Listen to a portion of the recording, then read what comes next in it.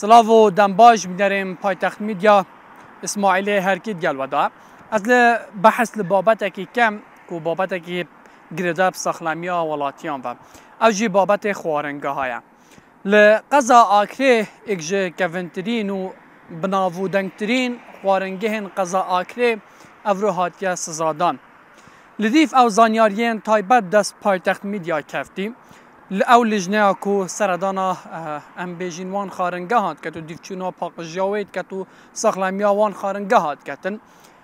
25 کیلوین گوشتین خرابوی آنجی گنیل ایک جوه خارنگه هاتینه دست سرکرن و پشتی پشکرین با هاتیه کرن او خارنگه هاتیه سزادان به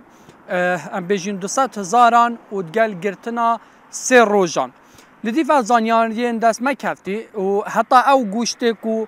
بریار باش بو گسه یانجی قوزی گوشته دیجی هاتیه کار اینان ام بیجین مور ختم سر نبویه کو او لجنه چو دیف چون بو کری لو ما توشی وی سزا بوه همان دم دا لپارزگاه دو که جی سه خوارنگه هندی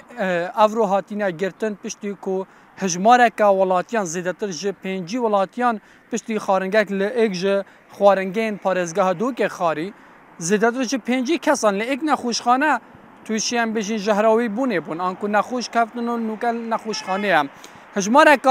ولاتیان اوی نخوش کفتی سکالال سر و خارنگه تو مارکی بیاد گل و خارنگه جدا دو خارنگه هندی جبر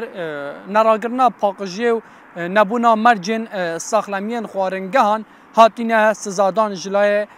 او لجنین دیفچونا وانات کن